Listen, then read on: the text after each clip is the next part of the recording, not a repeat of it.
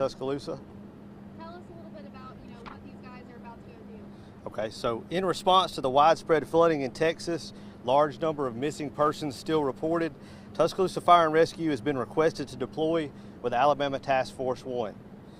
Our Swiftwater team with urban search and rescue capabilities has been requested. At this time, Texans are facing severe challenges due to the recent weather events. This morning, the check was around 170 people still missing. Our teams are trained and ready to help locate those and help those in need. The city of Tuscaloosa invests millions into the resources, personnel, training, equipment, manpower that we have today so that we can respond to a situation like this when asked upon.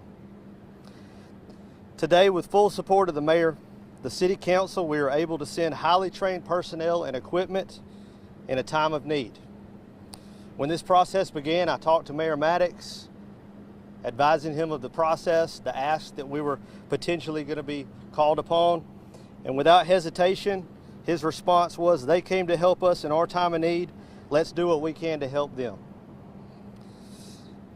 The city of Tuscaloosa is blessed and honored to be given this opportunity to help the Texas community on their worst day. And we hope that this is a step to a certainly challenging time to help them a little bit in the recovery.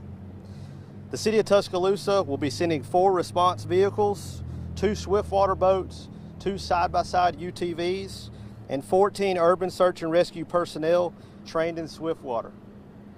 Our units plan to meet up with Alabama Task Force 1 out of Mobile along the route to Kerr County, Texas. At this time, we welcome the support of the community and especially the prayers as these guys leave their families to help others. There is the mission orders that we just received are actually a 15-day plan that started today. So the plan is for them to actually be back here within 15 days unless another mission comes up. Part of the press release says operational needs. Does that mean that they can stay longer depending on what happens? That's a planning decision, and that's going to be the authorities in Texas are going to establish that planning decision. And so that's continually reevaluated day after day of what those needs are. Is there a number amount about how much has went into these resources that the city of Tuscaloosa? The plan that was put together monetarily was around $700,000 is what we're looking at, and that would just be covering overtime, the resources, the equipment, some of those things to get these guys out of town. I know today was the end of that, was going to be the end of that 72-hour hold. Tell me just what it means to get to be a part of that. Well, I think it's a big thing for all these guys that stand behind me right here. They train day in, day out. This is not something that they started this week training for or preparing for. These guys have been working their entire careers to get to this point, and to have this opportunity is big for us as a department. And this tragedy has touched people all across the country, even here in our state. We have some folks in Alabama still missing and lost a life in Mountain Brook. Just tell me what it means for these guys to get to be a part of that, to help. Well, and I think we discussed the local people that are missing, but this is one thing that hits home to a lot of guys that were involved in the tornadoes that have come through here, and so it is a personal thing for us. This is a lot of these guys have actually seen other people come into our town to help, and so it's an exciting time. It's one of those things that these guys, it's a calling that they've had their whole career to get an opportunity like this. Is this these guys' first time being able to deploy out of Alabama to help with the natural disaster? It is not. There's been some times before. This is the biggest operation to date within the past few years. How did the selection process go? Did they volunteer, or was this based on ranking, or how did that go? This is one of those things that over their career they have done training, been at different things, and they've prepared for this. So this is not just, hey, who can go?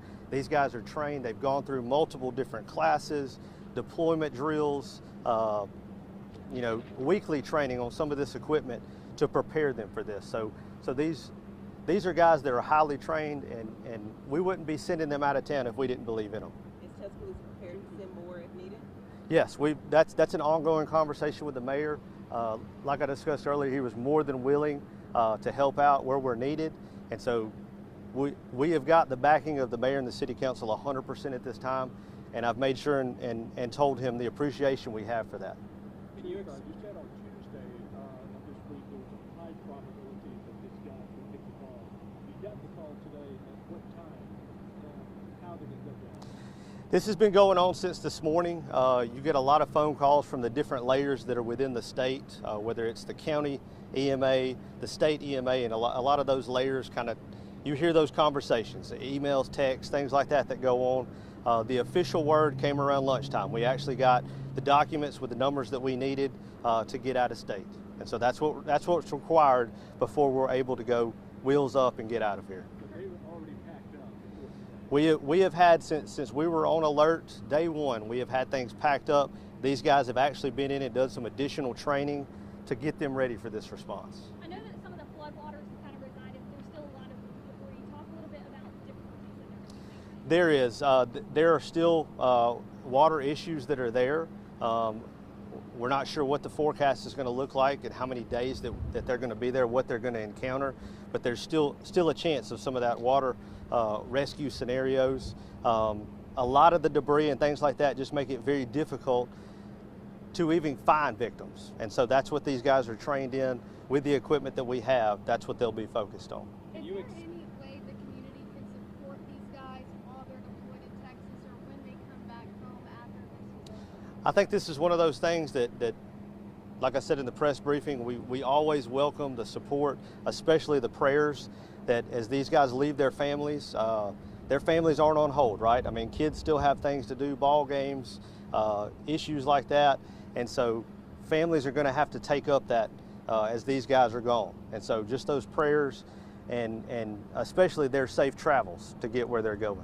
And tell us just a little bit about some of these guys on the team. I can see that you've got 14 of them here. I know some of them have been doing this for years and years, and some of them look very young. Right. And these are guys ranking everywhere from captain all the way to firefighter. And so we have all ranks represented here. Some of those will be team leaders, which are your higher ranked guys that have those seasoned experience at doing some of this. And so they will be the team leaders.